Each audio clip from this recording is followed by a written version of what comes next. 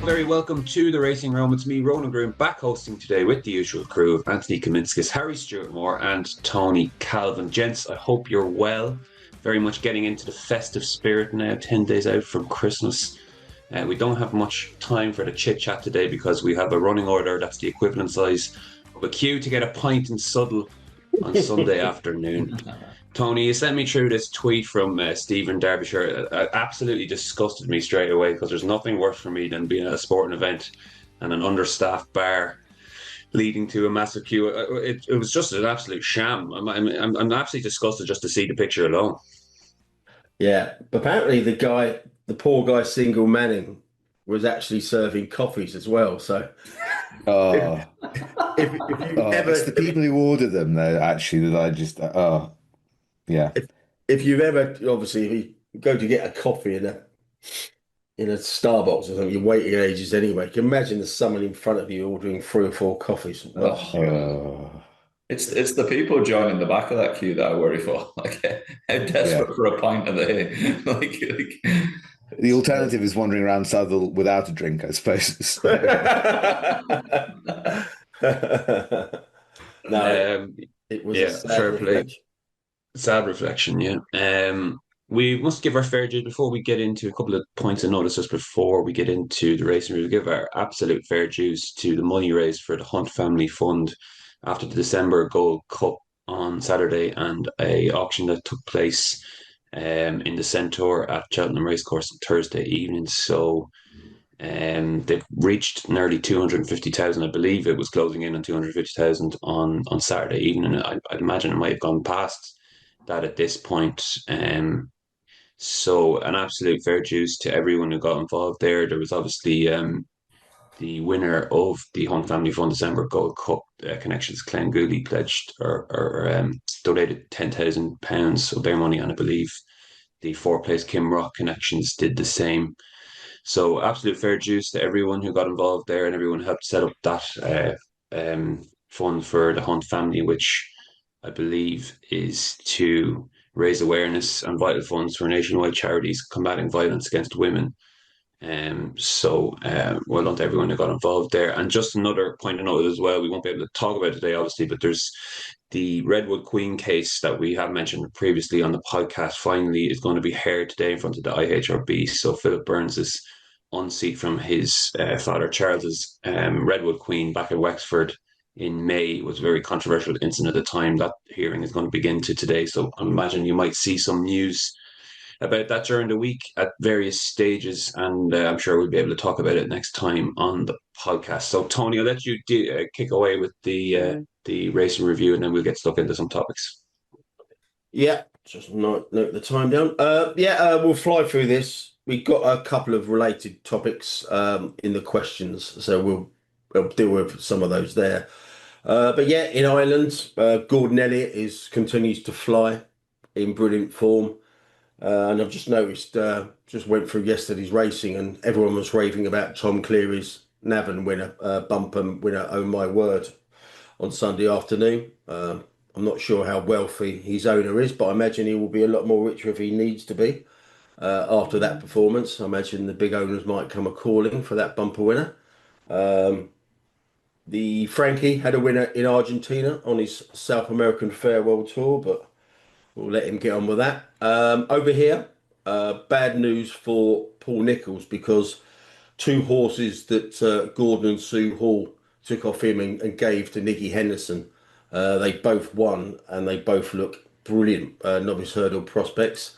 He Active Innocence won for them a couple of weeks ago, and Nicky Henderson's got another very smart prospect in the ex-Nicholls novice hurdle Old Park Star. The owners are having a really good run of it because they had an impressive bumper winner trained by Jeremy Scott as well. So that's more bad news for Paul Nicholls, but they're two very good prospects for Henderson. On Saturday, it was quite a low-key weekend.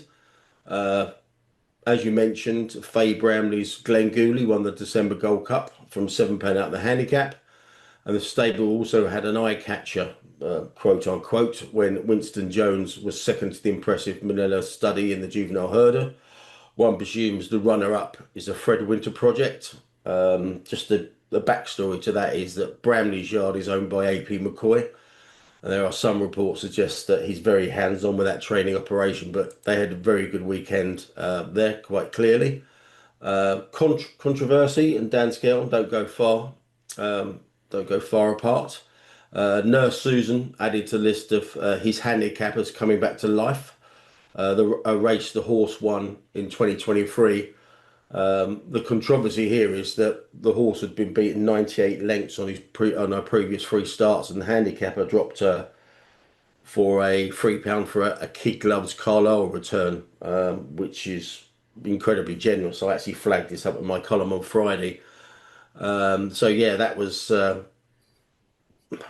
somewhat depressingly predictable, but yeah, there was it wasn't great. I mean, I've got no problem with Skelton, and he's like everyone else with exploiting the handicap system, which does encourage sleight of hand, shall we say. But what I have got a big problem with is the stewards' reports into these kind of returns to form. The stewards' report, as we'll come on to in the question section, what I read out in full, was just wholly inadequate. But Skelton's a Marmite character with punters. I should mention his Katira ran below expectations when odds on to odds against Drifter at Doncaster, a ride that attracted a lot of social media criticism after the 11 to 10 shot lined up a detached last. Never really got into it. That hurt a lot of people. But the fact of the matter is that Skelton is just a man to have on your side when the money's down. He's got 91 winners already this season, and he's arguably the best trainer in the country. But like I said, he does come with a lot of controversy, as comments on Twitter and X bear out. Skelton had a good weekend. He won a bunch finish Grade 2 novice hurdle with Carlin Rig. Again, that wasn't without controversy, as we'll come on to a question from on-course bookmaker Michael Cannon a bit later. I've taken out the libelous stuff, Michael, but I'll answer that question there. And surprise, surprise, actually, I just clocked it. Skelton confirmed Grey Dawning won't go for the Savills and will stay at home for the Cotswold Chase. So I think that's another predictable reroute, as we thought might happen on the pod about 2 or 3 weeks ago. I'm sure there wasn't much betting interest, but there was obviously high class racing in Hong Kong on Sunday morning. Carlying Rising and Romantic Warrior won their races at 20s on and 10s on, and Andre Fabre-Sozy won the Hong Kong Vars. So again, it's kind of like it doesn't resonate with UK punters at all, but a lot of the media types go over there. It's a cracking meeting. It's a cracking meeting. I've been to that meeting about 4 times. It's unbelievable. Absolutely unbelievable. I bet there were some bad each way races with the 20s on and the 10s on the poke there for you. Yeah, hit the wrong year. Yeah. Yeah, like I said, it's one for media types, and high class racing there. In fact, those horses are phenomenal, and I think I read somewhere that one of those horses have won getting on for 40 million Hong Kong dollars. I'm not sure what that actually translates to in the real money. But it used to be about 10 to 1. So oh no, it might have been US dollars then, because like I said, it just mops up all the high class racing. So yeah, like I said, a couple of those weekend review topics we'll deal with in the question section. But that's the weekend review done. Lovely. We'll get on with the topics, lads, and start with the Epsom announcing prize money boost for the Derby meeting, and Frank Warren's Queensbury Group also to get involved from next year. So I'll just read you out the main changes that were announced last week. So the boosting prize money of the Betfred Derby to 2 million.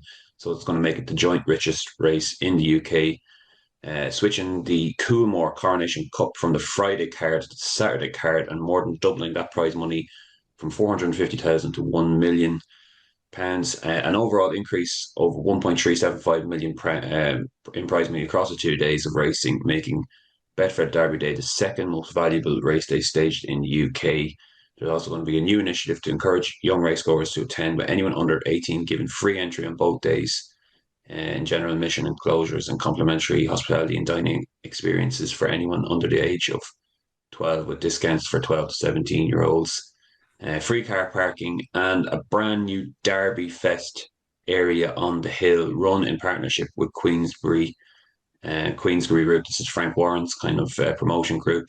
It's famous for promoting some of the world's biggest sporting events, looking to drive attendance and engagement within the local community. This also comes last week that it was announced that there will be a 20% boost in prize money to Judemont International, bringing that up to £1.5 million. So, Tony Calvin, this is your favourite topic, really. It's money on top of races that are already worth fortunes on the grand scheme of things. What did you make of all this? I thought it was very impressive. The press release got the press release a day early. It was embargoed for a day, and yeah, I was very impressed by the range of improvements they're looking to make. Jim Allen, the new general manager there, seemed to have really grasped hold of what needs to be done. Whether or not it will translate to success, we'll see. But they've given it every chance of a revival. I just don't get this. I just don't get this kind of like logic of chucking money at the big races. You got Ascot having a 2 million King George, like you said, the Judgment to 1.5 million. If you've got a top class staying 3-year-old, you don't need an extra 500 grand to make you go for the Derby. You just don't do it. And recent runnings have told us that, the winner is going to be owned by a very, very rich person. And you're basically just giving, well, pro rata, you're probably giving Coolmore about another 350 grand for winning it. They've won 9 of the last 14 derbies. The other owners are Godolphin twice, the Aga Khan, Oppenheimer, and Saeed Sahel. So it's not going to, that extra money's not going to the little man. And the same goes for the Coronation Cup. I can half see the logic of that, but I don't see extra money like pumped into the likes of the Grand National, up to £1 million. I just don't get the logic. In defence, Tony, I might just come in there. If they were saying, why were we putting money behind these races, they would point to the international scene and say we need to be seen as an attractive proposition internationally against other big races, etc. That would be the defence. I can get that, but you've got the Saudi Cup in late January and February. It's 9 million. I mean, if you go to the Dubai Carnival, the Dubai World Cup, it's multiples of 4 or 5 on this. Mm-hmm. And if you've got, I can understand York's going for the Judmont and maybe, Ascot for the King George, but the Derby, you're not going to attract international runners into the Derby for an extra 500 grand. And like I said, and if you've got a top class staying 3-year-old, you don't need an incentive, a financial incentive, an extra financial incentive to go to Epsom. So I understand it might be an industry type push. I mean, Ascot, York, and Epsom all getting together and just say that extra prize money, English racing, UK racing is on the way up. But I find it vaguely offensive when you've got trainers going to the wall and having to combine with other trainers to make a living. I just hope Epsom have got a lot of lower class racing during their season. I just hope they're pumping some money into there as well. I like the fact I agree with that on the prize money point of view. It feels like a waste of money to me. But there's so much. There's also quite a lot of good stuff in there. I think that's the waste part. The good stuff for me is having the concentration of 3 very good races on the same day, one after the other, I assume. That's rather than spreading out the good races, the good races to pad out other cards. Essentially, I'd have all the good racing as close together as possible and a real proper feature day. The Queensbury stuff is mildly interesting. It's probably, as I watched the advert last night or the social media clip last night, and it was just literally as I expected. It was literally Frank Warren doing the London shtick of like I knew what that advert was going to be before I even switched it on. Whether it does anything, I don't know. That's other people better placed to decide than that. But I think what I would personally like to see with a lot of these tracks is just recognizing just that the cost of entry to get into the bloody track, and the dress code. I've seen some people pointing out about Epsom as well to get anyone near parade rings and stuff like that. I think it just for the average person, it just costs too much unless you want to get dumped in the middle of the track. Essentially, it's I think just focusing some of that money, which is for me wasted on prize money at the top end, reduce the cost of admission and make the general public in those areas make that experience a whole lot better with bar facilities, food facilities, like proper food facilities shouldn't be that hard. And you just see the same generic stuff, I think, when you go racing. It's just who's willing to pay through the nose to get the tender to go and sit in there and overcharge for rubbish food. I think focusing on that stuff from a on a day on a from a spectator perspective would be a far better use of money. Yeah, but yeah. We'll see it. We'll see how that plans out. Hopefully, this is a sign of, or that Derby is back to going some way in the right direction again. Because for me, it's the best race of the flat season, and still always look forward to watching it. But we'll move on to a kind of amalgamated 2 points into one here, lads. This is going to be bear with me for a second just to give you the background. So the Jockey Club, as real, is planning to invest for growth, starting with Aintree and Cheltenham, but the long-term future of Kempton remains unclear and is out of its hands. So this was news last week and comes kind of there's a positive spin on that. You're investing into growth, etc. But comes at a time when we're still waiting on the weighing rooms to be completed. I believe this is going to be 3 years past its initial deadline date, and naturally has drawn criticism from Dale, the Professional Jockeys Association's Dale Gibson during the week. So he was saying we're pleased to see that many more jockey changing facilities have been modernised, and thank the racecourses who have made this investment. However, that jockeys must go from using modern, clean, and comfortable facilities one day to riding at inadequate and unprofessional and discriminatory ones only the next day. Only exacerbates the frustration of our membership, as evidenced by the response to a level of our survey. It remains fundamentally wrong that our members are going to have to wait until the end of 2027 for some racecourses to finalise their works, which regrettably includes numerous tracks owned by the Jockey Club. This will be more than 3 years after the original deadline set by the BHA and the racecourses. Whilst we understand some of the issues that led to this delay, we remain disappointed that the BHA board agreed to extend the deadline for as long as they did. So appreciate there's a lot in there, Harry, with what's going on here. You can see the side from the PGA, who are still waiting for all these weighing rooms to be completed, and the need for the Jockey Club obviously to invest elsewhere at this time also. Yeah, I think that's, ultimately what this comes down to, isn't it? It's another example of the many battles between the various interests over the relatively little money that there is in the sport. The PJA are particularly exercised by this because the deadline's been moved back already by 2 or 3 years, I think.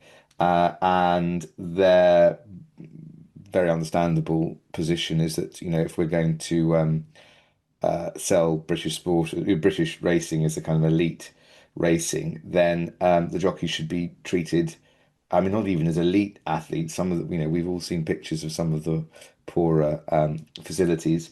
It's an interesting one from the point of view of the BHA throwing its weight around. We're going to come on to Lord Allen's speech about which included a suggestion that that the BHA doesn't really have very much power, or doesn't have very much to sell, I think is the way they put it. But that's not the same thing as not having power, because they've put a deadline at the end of next year, and if tracks don't meet that deadline, then they're not going to get any fixtures. They're not going to be able to race any fixtures thereafter. Now that will never happen. I just don't think that the BHA will extend and extend to avoid that happening.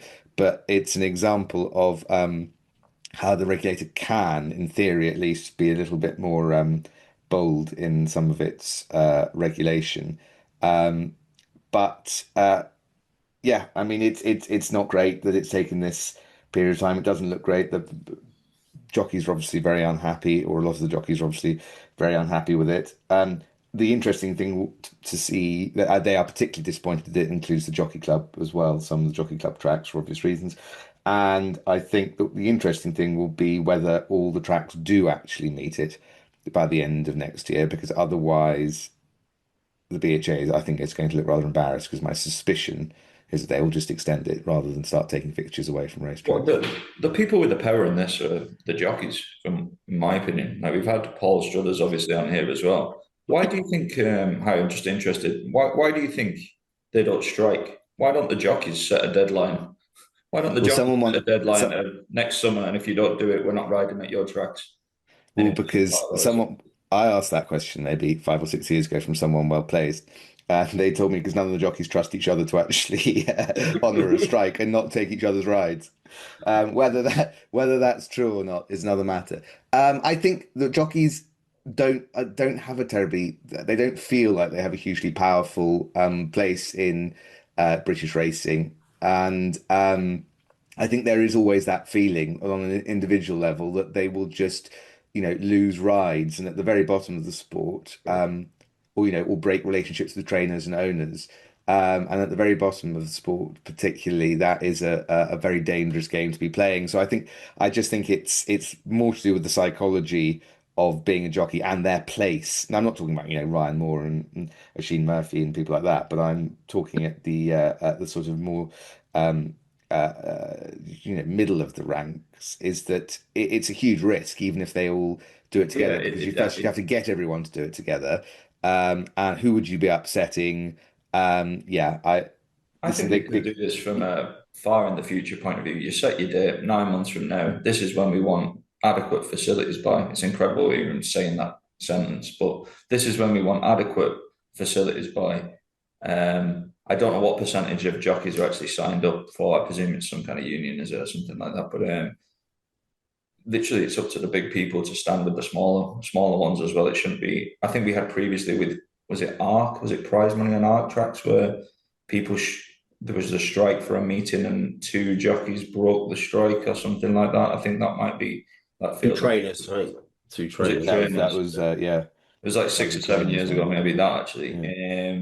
But like you could literally set this far in advance. We're all united. All the jockeys are united, and we're just not riding at these tracks unless you update the facilities to an adequate standard. But I think the problem is you have to get all the jockeys united, and the huge difficulty that PJ always have is that they represent some of the world's leading sportsmen and guys who've got to drive from Newmarket to Ayr to get a ride. It's a wildly diverse type of membership, and I think getting people, and as I say, there's this sort of the role of the jockey in the sport at the moment is that they are very amenable to everything really, and they don't, as I say, they want to keep owners happy, keep trainers happy, and I just don't think it's part of the psychology of your the average jockey to start kicking up like that. But listen, it might, and the other possibility, I suppose, is that it's not important enough to them to do it. That they've got all sorts of other issues with, they're not paid very much, Mm. and they're not funded for an awful lot of things. I suppose it's the same thing that everyone puts up with things they don't like without striking, is that they haven't reached that breaking point. And you've got to remember here, I mean, this is not next year. I mean, 12 racecourses have got until the end of December 2027 to do this. So, and Dale Oh, Gibson, 2027. Sorry, yes, you're quite right. Yeah. yeah, so Dale Gibson actually revealed, I think it might have been on the Nick Nut Daily podcast, revealed that some courses haven't even got quotes for the work yet. I Yeah. mean, this was first proposed around 2021 after COVID. And I think in all of this, I think the jockeys are, I won't say they're kind of like, blasé about it, but the one thing that they want in these new revamped weighing rooms are saunas, and they're not allowed Yes, to and have not them. allowed them. So, they'd rather have no weighing rooms, and they'd rather just have a sauna that they all could use. So I imagine that might be some of them aren't really up in arms because the one thing that they really want they're not going to get. But it's not a good look for the Jockey Club Racecourses to be announcing all this investment into Epsom, into Cheltenham, and into Aintree when they can't get some of their weighing rooms sorted. It's not Yeah. good. The one that amazed me is that they still don't have adequate warm-up areas at some tracks. I mean, you'd have thought that was absolutely 101 basic stuff, that there was somewhere for sportsmen to warm up before they go and do professional sport. I'm a big fan of the old five-a-side, arrive dead on kick-off time, and Stretch just on go the on out. the pitch and just not be able to get out of bed for Yeah. 3 years. Yeah. With half a 12 stuck out your mouth for energy. Yeah. Indeed. We'll move on to the aforementioned Lord Allen's question and answer session with Lydia Hislop at the Jim Crack dinner at York Racecourse last week. So his kind of sign off to the piece where he did a toast, which you kind of hear on the Nick Luck Daily podcast. It was played out. He said working collaboratively to build British racing was his kind of his sign off there. But he also kind of went through the ins and outs of his tenure so far in British racing and what he's kind of uh, forecasting for the future, and kind of uniquely put it in a way he described as the 5 C's. So he said we bring people together to convene. Convening is really important. We do all we think. How can we move it forward? I think the second point is to collaborate. How do we get this sector to positively collaborate together? And that's a role we can play. Next one would be commercialize. How can we look at what we currently do and say if we put things together, can we commercialize it better?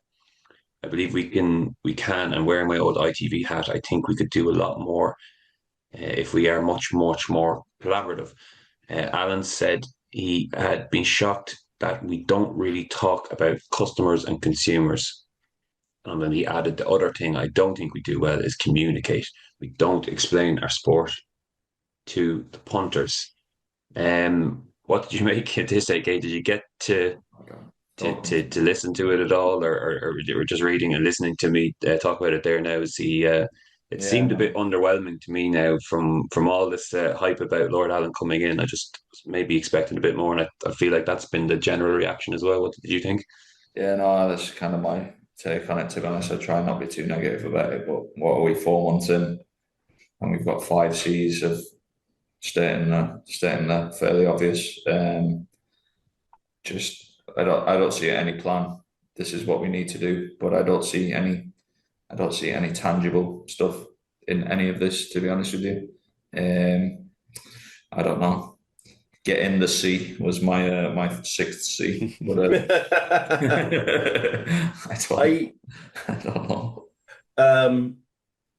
we actually could hear that the whole of the speech in full because well, not the speech as such, the question and answer with Lydia Hislop, Nick Nut Daily. Did you think that worked as Played it. a form, doing it like that, the question and answer thing, or would he have been better to do a speech? I'm not sure, to be honest with you. He doesn't come across as kind of like a great speaker, does he? So I imagine might that have been Yeah, maybe. might that have been It was his request, I think, to do it like that, wasn't it? all right, but Yeah. that might be because he's not a Tony Benn or anything like that, is he? He's not a Yeah, Nick Kennedy or no, that. no, So he's I not imagine putting that might have been it. But there was just basically there was just no detail in it whatsoever. I made the point on X that if Julie Harrington had given those standard answers, I think she would have just got a lot of stick for, like I said, just a very broad brush, no specifics. So yeah, I mean, you'd hope there's a lot more detail was already gone into, but he's only been in the job officially since September the 1st, so we should give him a little bit of a pass. But you'd like to have seen at least one driving point that he could have really illustrated, and all this kind of collaboration. I Yeah. mean they've got a lot of bigger bridges to build with the bookmaking industry. That is very much clear, and that has to be first on the agenda. And what he was just saying things like, oh, we can get behind the fight against the black market with the bookmakers now. Good luck with that. Good luck with that exercise. No, I thought, like Ronan said, I thought it was underwhelming. It was pretty underwhelming, and you always wonder with those when they come up with those what they're called when you come up with everything with what letter at the same that begins the same name, the five C's. Well, they called I can't remember what they're Um, called. Anyway, it's not it's not. alliteration, is it? No, it's not alliteration. There's what they anyway. Let's not turn this into four men not remembering a word. For But yeah, uneducated yeah, men yeah. trying to guess a word. But Yeah, you often wonder when they're sitting around there and they go, well, what about, they come up with another word. They go, no, that can't be a priority. It doesn't begin with C. And you just sort of think, well, yeah. is that the way to do it? No, I'm sure that's not the way they did it. I'm not sure those five C's were a particularly good soundbite. I'm not sure what the difference between convening and I had to collaborating seems Google to me to the have quite. meaning of number one. So yeah, Yeah, yeah, yeah. Well, and not that hard hitting. no, it wasn't great, but of course, it's by his actions that we'll have to judge him eventually. It did sound a little bit same old, but he's early to the job, and I think what people were really missing was perhaps a bit more fire and brimstone Yeah, about people in the sport are gonna have to wake up, Yeah. and the collaboration point was maybe that's something he's going to say publicly and then try and knock heads together a bit more behind closed doors, which is a perfectly acceptable way of doing it. But if he thinks that he's the first person to come along and just encourage people to collaborate in racing and it's going to work, good luck. yeah. It's now we might have touched upon it earlier, but we got the issue of Kempton that just come to light in the last 24, 48 hours. I know it's been rumbling on for the best part of 8 years, but just reading, likes of Lee Motter said in the post today, it just sounds like, Kempton's closure could well be signed and sealed, if not quite delivered yet. What do we think about that? I personally, I mean, I've been there a few times, um, and it's only really busy two or three times a year. Um, and anybody who's gone there and just see the sheer size of the place. Now, if the governments are going to be allow, these kind of like sales to go through and houses to be built, I mean, that place would be worth an absolute fortune. So anybody who owned that land would be minded to kind of like to sell it. And I don't have a great deal of issue with that if they can use that as a cash cow to do other things and make their own estate a lot better. Because, like I said, it's a very worn place. It's a very valuable place, and it's not a well attended racetrack. Now that could be because they purposely run it down, but for a place so easily got to from London, it's the Kempton Park's got his own race train station. It's I can fully see why that they want to maximise that value. I know that's probably not a popular Yeah, no, I anyway. agree with that. I've only been to Kempton once in my life, and it was actually unbelievable because it was Court Stars 15 George. So it was I actually drove down with a pal from Manchester on for that particular race, and it was an unbelievable day. I can't think of the horse. Some horse won a novice race on that card, and it was unbelievable as well. It was just a brilliant, brilliant day's racing, and it was absolutely packed to the rafters. But Yeah, my understanding is obviously that might have been a bit of an anomaly, and as we've said before, I've said before as well. When you've got land that's worth X amount of money and you've got no money, and I think there's a the most. problem there. But like as I think as Yeah. Lydia Hislop, I think we mentioned it prior to starting the pod. As she said, the biggest concern with that story for me is that there was that consultation previously, and they've done a deal on the quiet numerous years ago, which is literally it's RIP Kempton. It's just a matter of time, essentially. It's this option So, agreement. Yeah. yeah, but it's Sorry, lads. Just to read that out and give you a big context, the jockey, Jim Mullen, was quoted on this week. So back in 2018, Jockey Club in Redrow negotiated an option to develop Kempton, and that option was negotiated and transferred to Redrow. They have the option to exercise that for development, but since I've been here, there have been no concrete plans or agreements to develop it. But they do have the option to do so. So essentially, out of the hands, basically, and in the hands of the potential Yeah. Does anyone developers. think So that that's an absolute disgrace? I Like, think it's fairly I kind of astonishing. agree with the Southampton thing. I'm not a. I think it probably makes sense for the longer term of the Jockey Club, but the cloak and dagger, not underhand is the wrong word, but like just the doing this numerous years ago. Somebody's done this numerous years ago and not made that unbelievably monumental thing public. We're finding out about it now, and we're only likely finding out about it now because it's part of the plan, and it might be edging closer to maturity and this actually being a thing now. But how was that allowed to be agreed on the QT numerous years ago? Like, that's a scandal. That.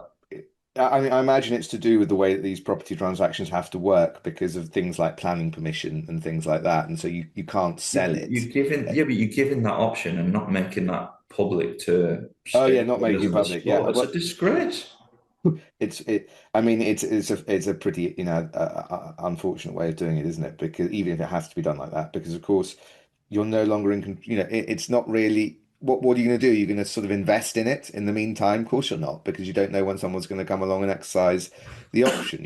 What would have happened if the landscape had changed and for some reason Kempton suddenly became a very popular track and was making lots of money in the meantime? This option thing does seem fairly astonishing, but it just may well be the way that they have to do it. I think, just stepping back though, I think the difficulty is that it's all very well. There's an element here of selling the family silver to pay the tax bill. Yeah. And the problem will be, or rather to renovate the house, is if you're going to sell this, and it does seem like it's going to be quite lucrative if they manage it. It's what do they do with the money? Is it actually going to go into the regeneration of the sport? In a meaningful, obviously they're going to try to do that, but at the moment the idea of selling, making the sport smaller in order to fund it is a bit dangerous because firstly, where does that stop? And secondly, what if you spend the money badly? You've lost a flagship track. It is, we happen not to like it, but it's, these races are not going to be the same if they're moved to Ascot or Sandown. Yeah. So there'll be a lot of pressure on the Jockey Club if they sell this to really show that it was the right thing to do for the sport, I suppose. Yeah, but the issue I've got is people, as you say, it's all the trainers love it, etc. But everyone in the sport agrees that we have to downsize, we have to reduce fixtures, we're going to lose some tracks as a result. Now, They don't really mean the King George though when they're saying that, do they? I mean, that's the thing. They sort of mean there's the King George meeting and the old Racing Post Chase meeting in the end of February. Otherwise, it's just an all-weather track where nobody really attends. Yeah. It's all right saying it's a flagship race. I mean, and I do get that, and it will be unfortunate, but we can't be wanting slashing a fixture list, and we can't be having this conversation every time a track is sold to actually kind of like facilitate that. Because there would always be some horsemen be attracted to, No, I know, but I mean, if you were starting at the bottom of racing with tracks you were going to slice off, Kempton wouldn't be at the bottom of that list. It wouldn't, and probably most of them all-weather meetings will get passed somewhere else anyway. Yeah. So I'm not even sure you're going to lose the meetings. Like, we say that everyone recognises that people want to reduce the fixture list, but I don't know if that's the PHA's. They recognise that because they don't reduce the fixture list and they don't say they want to, whether they can or not, as we've said before. Will the fixture list be reduced? Will it just be spread across some other all-weather tracks? I don't know. Yeah. The problem is, as Harry says, I think the fundamentals are off. And if you do this deal now, what's to say in another 8-10 years, you don't need another 100 million for selling something else off. You've got to sort the fundamentals out, basically. I do get that, I but just think there's something, when I think the jockey club's a trust, and when you're set up as a safeguarding of something, I perfectly appreciate there are very difficult decisions, but it is a very major one to kind of cut off part of what you are designed to protect in order to, basically protect the whole. And But it can't just you give a 10? it feels less than ideal doing that, but it might just be that it has to be done. But they've given a 10-year option to buy and kept it on the QT. Like, that's the most scandalous part of the whole story for me. That But I just just think the thing doing that on the quiet. I agree, but I think the other extraordinary thing about that is what were you going to do with the track for those 10 years if the option was never exercised? You're just going to sit on it. You can't plan. You don't know if it's going to be exercised on year nine, the end of year nine. It would. There's no particular. I mean, that is surely a race to the bottom in terms of how little do you spend on it to keep it alive, because someone might be about to exercise an option on it at any minute. I mean, that's what anyone would do in those circumstances, isn't You might not do the changing rooms up anyway. it? well, that's another thing. I mean, I'm not sure if they're one of the ones that haven't done the trick, but just before we get ourselves into trouble.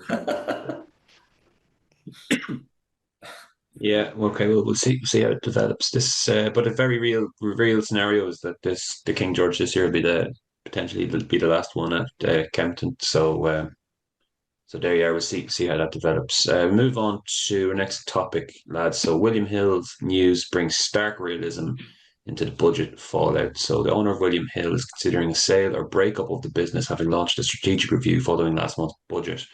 Evoke, which also runs 888 and Mr. Green brands, had warned after the budget that tax hikes announced by the Chancellor of the Exchequer, Rachel Reeves, would result in an annual hit of around 125 to 135 million pounds before mitigation once fully implemented from April 2027. The company said on Wednesday that it had decided to undertake a review of the company's strategic options, which will include the consideration of a range of potential alternatives to maximize shareholder value, including but not limited to a potential sale of the group or some of the company's assets and or business units. Bankers from Morgan Stanley and Rothschild have been appointed as joint financial advisors in the connection with the review. So, AK, we kind of flagged this several times, needless to say, but it's all getting very real now after the budget, and very, very stark news for anyone connected with William Hill, working there, etc. But it's getting real now, I suppose. Yeah. I did it on budget day actually. Just the saying obviously the biggest the firm that I could see getting hit most by it was probably Evoke, which is William Hill, Mr. Green, a few others, 888, as we said. The problem for them, obviously the huge problem for them is the amount the debt pile they're sat on essentially. That was a deal between the 888 guys who left a couple of years ago now, I believe, just given how bad it's all turned out. It was obviously a big problem for them a while ago. I think there were two Israelis. 888's an Israeli company, heritage wise. And the main people there left 18, 24 months ago from memory off the top of my head, just given how this was panning out. The problem with that company is it's obviously a business and it's a functional business and it operates, and there's probably really good people there as there are in other companies, and there's probably some bad ones as well, but there's undoubtedly be really good people there. And it'll be them who are potentially going to get hit by this. Working in a company that's going through unbelievable amount of change, even from a positive perspective, like a merger to as I was involved in previously, a company going through a merger. It's very tough on staff, and I think this is potentially going to be even tougher. It's hard to know how it'll play out. It's obviously a business, it's a functional business, but from a shareholder value perspective, I just don't see where the shareholder value is for anyone coming in and buying it. Essentially, it's probably slightly above my pay grade anyway. But my understanding of it is, it's like if you were buying, like you have people coming out to me now saying, "Geez, they're worth 100 million quid. Is it not the right time to buy shares in them now?" But I don't know where the shareholder value is. It's like you'd be buying something that's going to be on like it's alive, but it's in a coma on it's in a coma on life support essentially, and I can't see how it gets off life support. So it might still technically be breathing, to extend that analogy. But where does the value come from if you're actually Kind of quite buying? upsetting, this story, isn't Yeah, it? yeah, yeah. I don't know. I think it's really tough for the staff involved. People talking about the positives of betting shops. You're going to be able to put your theories into practice soon, because there's probably 1,400 of them available for purchase if anyone wants to purchase one of them, and have a go. But I wouldn't go anywhere near it personally. If you're breaking off parts, where does that leave? Like, it's probably above my pay grade. I'm not smart enough to understand this. Not my area of expertise at all. But where's the value here of getting stuck in? It's an as a company, they're very, very light in the US. If anything, the product isn't great. Very affiliate heavy, as I've said. Huge amount of debt for the parent company, like a monumental amount of debt. I don't know. Like, I wouldn't. Doesn't sound like something that's very attractive. It's kind of like the theory. I always go back to my mate from back home, Rowie, when we used to play football. Rowie was Leeds United, used to be on the stock exchange, and Rowie was like, Leeds United are worth 30 million quid. The market cap's 30 million quid. Rio Ferdinand's worth at least 30 million quid. Like, they have to be a buy at this. And Rowie learnt a very expensive lesson with Leeds United, that it's just not all about the sum of its parts. It's a slightly more complicated. It's a slightly more complicated picture than that. So I just wouldn't want to get involved in it. Not that I could, because I don't have anywhere near that kind of money. But I don't know what happens, to be honest with you. They're obviously panicking. The statement, they were the first ones to put out the statement on budget day very, very quickly as the share price started to fall, and it's fallen a hell of a lot even since that original statement, when it was still in the 30s, I believe, share price wise.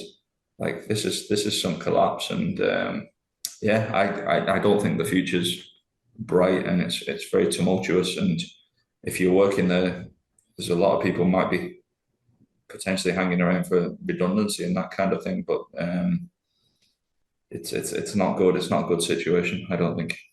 I absolutely appreciate that the main part of the story is that, and it's stark news for anyone working there, and worrying times. I just wonder, just on one, maybe not, positive is probably the wrong word, but and you can tell me if I'm wrong here, AK, but like, is this at least something to point back towards the government, and kind of say, well, look, you brought in these taxes, actions have consequences, and this is what's going to happen. These jobs are going to be lost, or do you think that'll even make a ripple with It's government officials? I don't think it should make a ripple, to be honest with you. They're two slightly different things. There's been a change in the environment, so increased tax. So you can put that on the government, and I've made my predictions about how that's going to go, and we'll see what happens there.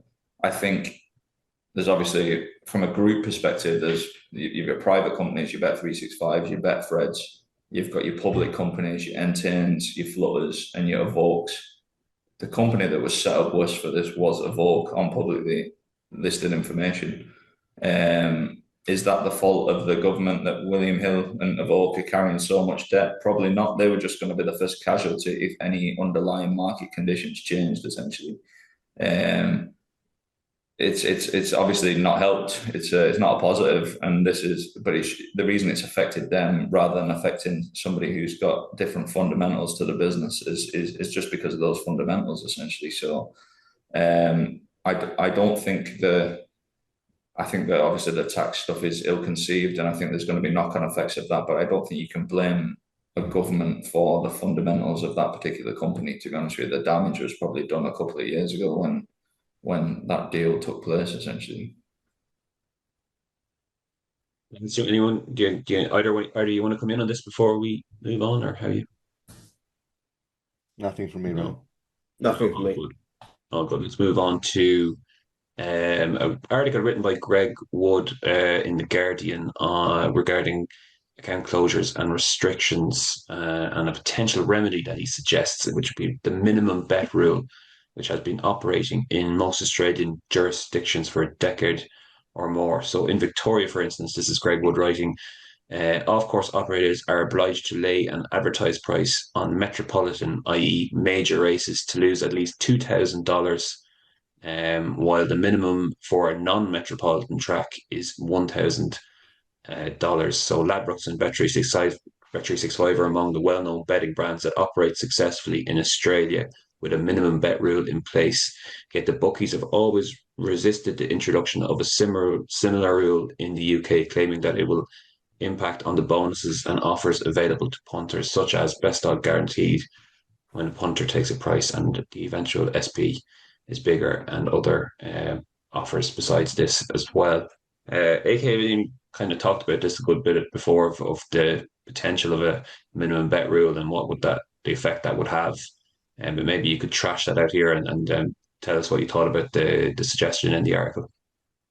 It's obviously going to be a popular suggestion with some. I think it's a poor article generally. There's a lot of fallacies in there and a lot of not understanding the way it will go from my perspective if that will come in. But the point I made on X, just from a personal perspective, when I was gambling essentially full time, was if I had 10 bets and I sent out to try and get 10 bets essentially and try and get as much money on 10 different things as I could, I never knew what I was going to get, right? So I might have had 3 bets where price has gone, we didn't get actually anything on that. I might have had 3 bets where I got 50 quid, might have had 3 bets where I got £1,000, and I might have had 1 bet where I got 20 grand, and the price is still there and you can have even more on if you like. Like it was, there's undoubtedly the unknown aspects of it from a professional point of view when you don't have a fixed limit, and it totally depends essentially on the discretion of the operator and how good your bet placement strategies are and things like that. My point with a money back, there's various points I make on, and I never wanted, when I was gambling, I never wanted a guaranteed bet to win X, because I think it makes the market more efficient more quickly. It's not good for people that can get more than X on. There's probably a sweet spot of customers that it's advantageous to, the slightly lazy people that don't want to think outside the box more than anything, but do win money gambling. And yeah, I think it's just bad. Just in general, I think what it would do is create a floor rather than a ceiling. Would be my point. So I think if you, and I think it's no chance of coming in anyway, but I think if it did come in, I think you'd get a bet to win X a lot more often than you got a bet to win Y, which is a lot more than X. I think it'd just create standard floors rather than be good from a ceiling point of view. So I think it undoubtedly affects bonuses and stuff. It's not, gambling and bookmaking is not an all-you-can-eat buffet. And you can take best odds guaranteed here, you can take top price here, you can get on what you want here. There's give and take.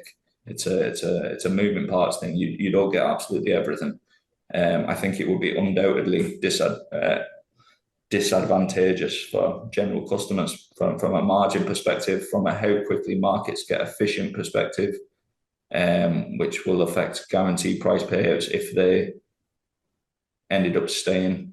I think it's bad for the general consumer, of which most people are essentially. And I think it would benefit a very, very small cohort of people who win money but don't have the mental capacity to scale. And I don't think that's a positive, basically. Any views on this? Well, I've listened to lots of different people saying there should or shouldn't be a minimum bet law, and I have to say that I don't know enough about it to understand the mechanics of it.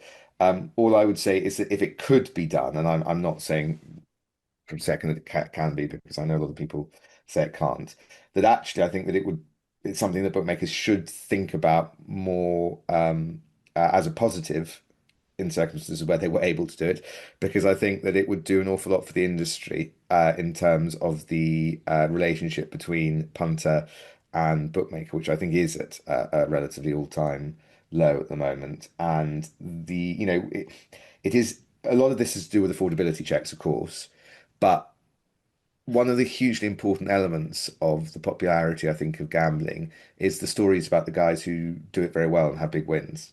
And there just are very few of those stories around. And as I say, affordability checks, I think, plays a large part in it because, of course, while we accept that most people will accept, if put a gun to their head, most punters, that they're not going to make money at this over time.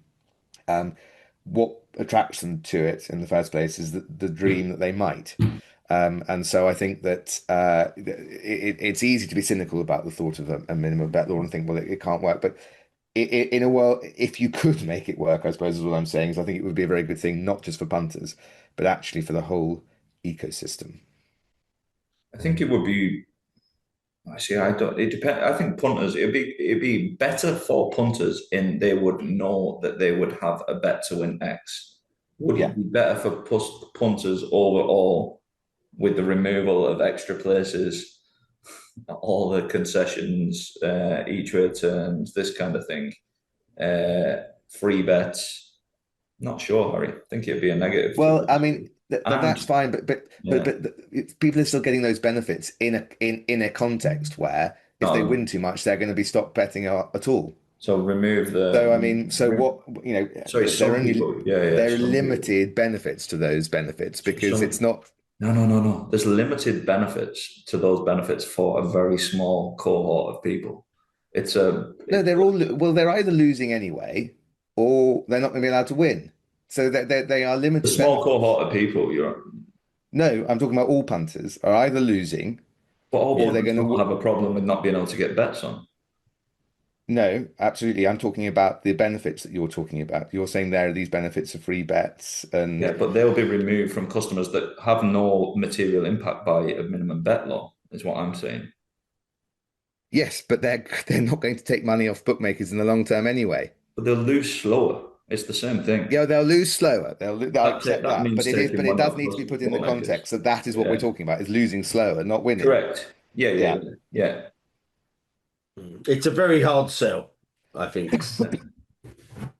A very hard yeah. sell. Indeed, we'll be moving on. That's tight for time as per usual. Harry, I might get your input on the next two stories, and we can maybe keep it succinct if possible. So we touched upon this story before. This is Court of Appeal fines against punter who sued Betfair for 1.5 million gambling loss. So punter sued Betfair for over nearly 1.5 million losses after claiming they should have known he was a problem gambler, and he's lost his case in the Court of Appeal. Property tycoon Lee Gibson had run up losses on betting on sports, usually football matches, in a 10-year period from 2009 to 2019 before his account was suspended. He took legal action to try and recover a greater part of those losses, those suffered in the 6 years running up to the issue of his claim, arguing that Betfair should have taken action to stop him gambling. A High Court judge rejected that case last year, but Gibson appealed the case and was heard by three judges in October. So he has been found against here. Harry, is not really surprising, I guess.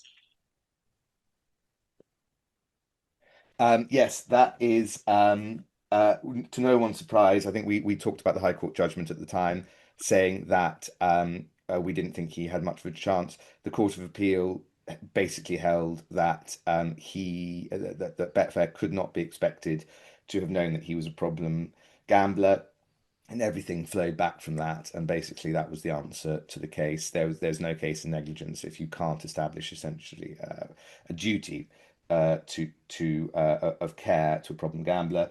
The only other thing to say about it is that for uh, major gambling law geeks, it is actually still the whole trial is on Judiciary TV online, so you can actually watch it. It's quite. I've watched bits of it. I can't say I put myself through the full 2 days. But yeah, anyone who wants to watch it, it's there. But it's it doesn't take things much further. We knew that. There are very limited circumstances where a bookmaker has a duty of care to a problem gambler, and it remains that remains the case. We knew that Betfair had done everything right in this case, regard from a compliance perspective. This guy had tried to mislead Betfair with altering docs and stuff like that. The 1.5 million gets bandied about a lot here in this case, but we also know that this guy's net worth was significantly more than 1.5 million as well, and he just seemed to want his money back from what I could see. Mm. And in a similar, well, not similar story, but in the same kind of area, I suppose. A former racehorse owner receives a suspended prison sentence and fined £290,000 for a role in an illegal bookmaking operation. So Hayden Simcock was given a 30-week custodial sentence, suspended for 2 years, and fined £290 a Monday for his role in the operation of the illegal bookmaker, The Post.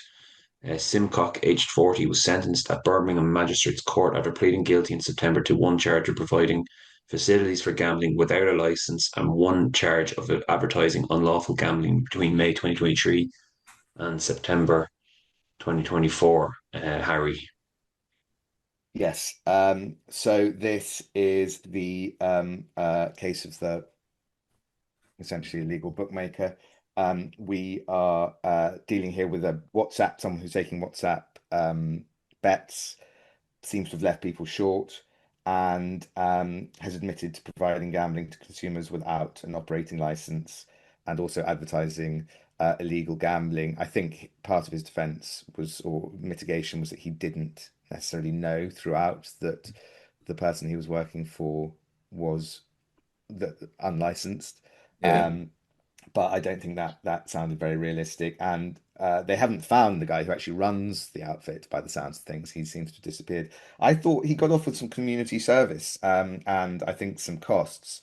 Didn't get any jail time when there were suggestions in there that they had talked about violence against people in respect to gambling debts, and they'd left someone 200 and something thousand pounds short. I thought he did quite well not to get jail time, I have to say. But yes, it's an interesting one on a WhatsApp bookmaker because and it comes from a Racing Post investigation, I think this, doesn't it, a couple of years ago. But usually the focus from the Gambling Commission is on online betting, online black market operators.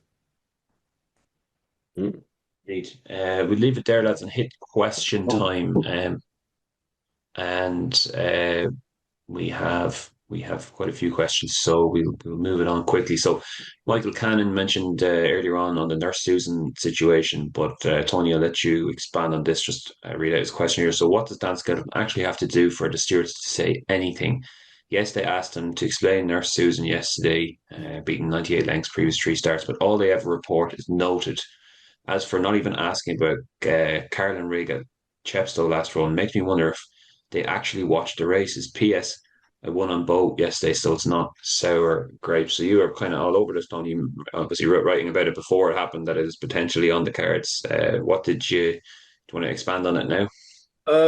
Yeah, I mean, we should say that the stewards do inquire into Dan Skelton's horses, and there was a case earlier on in the season where his unanswered prayers got fined. So yeah, they are well aware of that. Dan Skelton has a lot of horses and a lot of runners, and he, like I said before, he's a Marmite character for punters.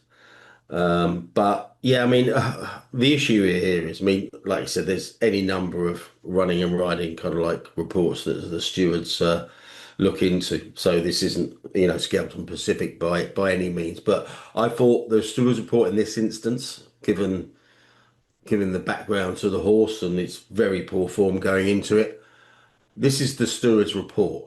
It says the winner, Nurse Susan, appeared to show him improved form compared to its previous run at Carlisle on November the 2nd, where the mare finished 9th of 11, beaten 25 and a quarter lengths. Dan Skelton's representative explanation was that Nurse Susan had improved for its second run back following a break was noted. The mare was routine tested. Now, I know it's the last race of the day, but you can't just be putting out bog standard responses to runs like that, improved runs like that. I mean, there's no appeared about it, and I think the noted element, gets people's backed up as well. But unless you can tie a run with a betting pattern, every single horse is going to come under kind of like scrutiny like this. But I mean, I think there is an argument for the stewards beefing up their reports and their written statements. That's the big thing for me. I don't think there's anything that particularly wrong with this example, to be honest with you. I think Right. that's my own personal opinion. I think Yeah. when I'm standing as a bookmaker on the track there, I've got a big circle around Nurse Susan, and I'm like, as soon as we're asking the bet, we get way under this. Essentially, you're waiting for a signal in the market to essentially prompt you to certain horses, given the pattern on the race card. Essentially, that would have been one that we'd flag up on the track. I think Dan Skelton's a brilliant trainer. I think he plays the system very, very smartly. And I think that if you're invested in the sport and you're looking at things, you just need to be able to try and interpret these things. I think we've seen worse examples in the past, to be honest with you. I do take the point that the stewards' reports are fairly inconsequential. They seem like to me, they always seem like just a box ticking exercise. This has improved, asking why it's improved, right noted next to it, let's all go home. Like that should probably warrant 10 questions. There should be 9 follow-up questions to note in the improvement in form, what's your explanation? And there's no depth to the stewards' reports. They're an absolute box-ticking exercise from a bookmaking point of view and from a punter point of view, an uninformed punter point of view. You've just got to treat horses with those profiles with extreme care. If there's a couple in a race, just don't have a bet in the race. Like that's and I think that's part of the problem with your minimum bet as well. Like there's some of these horses with some of these profiles, you wouldn't even want a minimum bet on them. Like they're essentially the horses that have spreads of this could go off evens and this could go off 50-1. The more of them you have around the place, like there's just no confidence in the products essentially from a punting and bookmaking side.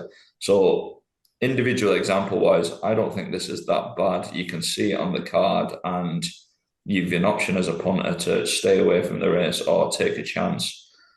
As a bookmaker, you're running a mile from the horse just in general, just given its profile. But the stewards just the reports are just inadequate and inconsequential and nothing bar just ticking a box for me. Yeah, I would tend to agree with that. But yeah, I mean, this wasn't an extreme case. I mean, it wasn't smashed off the boards, went off at pretty much its morning price. But it won the race 2 years ago. The handicap had generously dropped it for his, the previously very poor run. Yeah, I just think I think people at the very least should expect a more searching question and answer session. But if Dan wasn't there and it's a representative, that's all you're going to get. But I just think for the sport as a whole, I just think you need to be asking questions. And there are other horses that are running that day that I've looked at, and I just think I went to see the stewards report, and there's no questions asked at all. But yeah, I would agree. This is not. I wouldn't say it's nothing to see here, but I would say it's nothing much to see.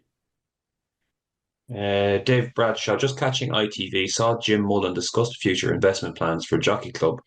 The Racing Post report implies this was the first announcement of likely redundancies at the Jockey Club. If so, and the news was effectively released on TV rather than to its staff first, that's very poor to be polite. I don't know, did anyone catch this? And if that's actually the case, lads, but I'd imagine if it was the case, it would be pretty poor process. But you'd imagine they would have had internal discussions about that if that was the case or not. Or Harry, do you anything there, or I don't have what Dave's getting a at? view on this one, I'm afraid, Ronan. No, wouldn't know.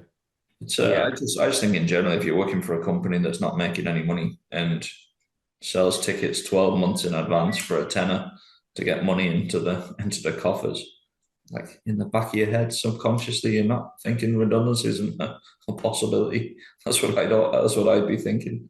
Like, Yeah, how's the health? Like, no one's guaranteed a job in this life. Like, it's or at a certain firm, you're not guaranteed a job. Sure, I'm not guaranteed a job as owner of AK Bets. If everything goes wrong against us, you're out of business. You don't have a job. It's it's that's the way it is. If you work for a firm that's not making any money, you can't. I don't think you are you that shocked if redundancies happen. I only saw a 90-second clip on ITV, and you've got to remember there were no specifics given. If you work at Kempton, you're going to be out of a job. I mean, the Jockey Club's a massive organisation, so no, I don't think there's much in that. But Yeah. like I said, I didn't see the full interview. Yeah. Another Dave regards Epsom's plans for the Derby. Joe Public and racing fans couldn't give a hoot If first prize is £20 million, what they need is good value for money to view the winners' enclosure. It's morning dress, £130 in advance for QE2, £160 on the day. Sorry, they just don't have clue. I think we've kind of dealt with that, Dave, already. Yeah, I would just add. I mean, I would, like I said, I'd like to reiterate. I think the measures that have taken outside of the prize money read very impressively. I hope they do come to pass. That Derby does get a revival, and I would also say that there are some early discount prices available for most enclosures as well. So just add a bit of balance there. But I know what he's saying about dress codes and very punchy prices for the higher end enclosures. Um, 2DB, we've just summarized your question. Matoni has summarized it for me here. So basically, the crux of what he's asking is did the budget provide betting operators with an opportunity to enhance the betting shop product? AK. I think we've covered this previously as well. I think Yeah. in other pods, I just think it's a bygone product essentially. It's not the focus of anyone. And if anyone thinks it can be advanced, there's a guy called Per Wilderstrom, who's CEO of Evolve, who'd probably sell you 1,400 of them for a pound or two. So you can get stuck in. I don't see it at all. Like you've got, for inverted commas, fancy betting shops with racing post displays and all this crack, and they're empty from what I see. It's a bygone. It's a bygone thing. I can't see it coming back. Yeah, as you said, we dealt with that plenty of times before. Stuart Acaster, is the race at Lingfield today the most, in inverted commas, everything's fine here, honestly, race we've seen so far? Surely at some point the BHA has to have to realise that there's too much racing for the horse population. So this was the race where all the three runners were trained by Gary and Josh Moore, which you flagged up obviously forehand, Tony. Yeah, I mean, the Excellence Chase series has been a bit of a disaster. I mean, the BHA sticking to their guns and saying it's a long-term initiative, but to have three runners all from the same stable, I think it's only happened once before. I think Gordon Elliott might have had it in Ireland once, but it's just a terrible look. And that's Chase series. I think there's a two-runner race. I think there was a two-runner race at Southwell yesterday in that series. There's a two-runner race at Wincanton in that series tomorrow, and I think Wednesday's race is was on course for two or three runners as well. So it's just a terrible look, and I didn't even see this, to be honest with you. There was a three-runner race where you man had the three runners. Same trainer yeah, had three yeah. runners. My God. It's titled the Excellence Chase series. Yeah. Like I said, there's a match yesterday. There's a match tomorrow, and I think we might be looking at a match on Wednesday as well. It's like I said, they're trying to get more novice chasers in training, but they're taking a lot of short-term pain for long-term. I wouldn't have put that race. If I was on the course, we probably should have done it online as well. I wouldn't have put that race up. No, I think the winner was back from 2-7 to 5s on Maydor. I think, but yeah. I remember there was a race when the Valley Grain track opened, whenever that was, 18 months ago or something. There was a race, it was a five-runner race, and the same trainer had five runners. And there was actually a fives on shot as well in that race, and it got beat, unbelievably. So wouldn't be a fan myself. Indeed, Cotto Booster is asking, is Ruby Walsh the only truthful broadcaster? Much respect to him. Think you're a general fan of Ruby as a broadcaster, AK, yeah? I think he's brilliant. I think he's absolutely brilliant. Yeah. I think I don't always agree with him, but sure, I don't need that to like somebody. I think he's very good. What do you boys think? He's very good. When after Alphonse Legrand and the 10 hits, he said that when you address a golf ball, you've hit the golf ball. And so he's not always right about these things because it takes quite a leap to go from the rules of racing to the rules of golf. But yeah, a rare example of him not being perhaps quite up to speed. Yeah, But yeah, he's very good. yeah, he's one of these people that can basically say whatever he wants, and he's not going to get admonished by ITV, Racing TV, all kind of like current jockeys, etc. But most importantly, when he does get stuck in, he can back it up with But facts. that's the point, isn't it? He's not saying people can say what they want, but you get people in this life who are just controversial, and for controversy's sake, he's obviously got an unbelievable amount of knowledge. When he dissects a race Yeah, on TV from a pace point of view and a timing point of view and what the jockey's doing at that point of view, and I think it's just for someone who is not my skill at all. Listening to him just sounds brilliant. I think when he does that.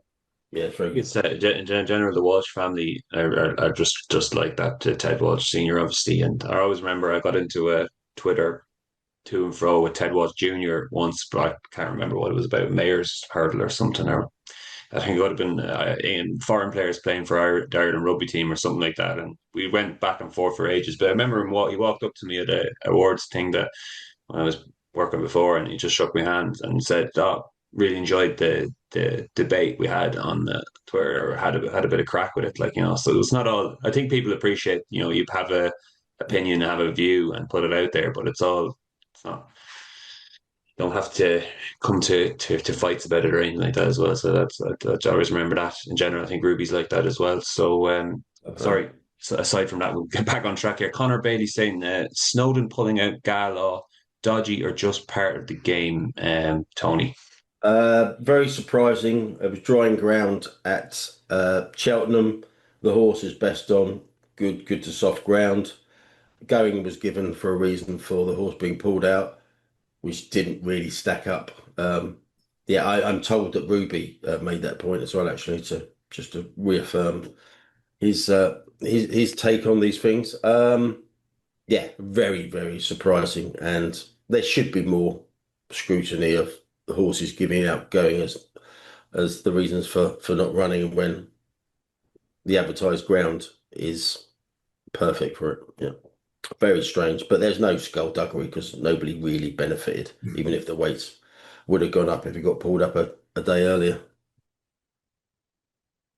Yes, a good liberal 2016 with possible advent of digital ID in UK. How does the panel think how this could impact on UK betting industry? For example, would the UK government only allow a new betting account to be opened if new customer provided his/her digital ID? Harry, that's one for you.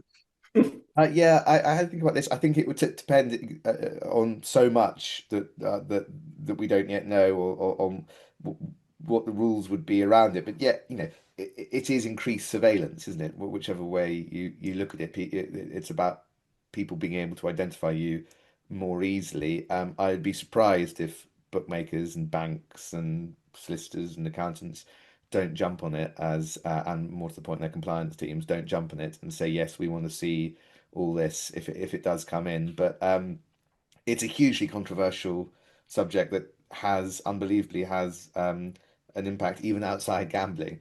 And I think that this would be a very small part of it. But who knows? We're a way off it yet.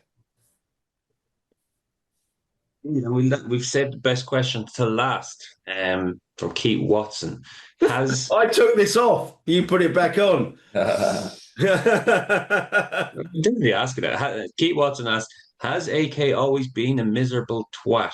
Uh, I could ask AK first, but I was nearly going to ask you, Tony, you, Harry first. But only I right to think give it's you unfair to right to single out Anthony on this podcast for being a miserable. right to give you right to response there, AK. Though, have you always been miserable? Not always, no, no. I don't consider myself as miserable. I think 100 grand of payroll and 400 grand of fixed costs every month just kind of focuses the mind a little bit. But yeah, no, Keith's lucky that was left in fairness. He's a bit of a troll and engages with trolls. So you got your question read out, Keith. So well, Talking about Jim Allen, just making reference to redundancies. So I think Anthony's just about to make one here, actually. Ronan's indispensable. He's indispensable. But I sense a bit of tension between you two. He had a pop last week, didn't he, Ronan? So yeah. he's Brian Cavanagh's still in situ, so Ronan's just waiting in the wings for the job. Okay, gents, we'll have to leave it there on that note. All that's left to say is usually if you're having a bet this week, do check out the AK Bets Big Prices tab. Also, the racing action coming up this weekend. Obviously, Ascot Grade 1 for Christmas there, the long walk hurdle, and the big handicap hurdle, which I forget who sponsors now. Oh, sorry. Ladbrokes, back to Ladbrokes again. Okay. So Tony will be writing about that during the week, I'm sure, on the tips website. So do check that out. All left to say then after that is thank you for listening. Thanks for all the questions and thanks to the lads for their contributions. We'll talk to you this time next week. Cheers.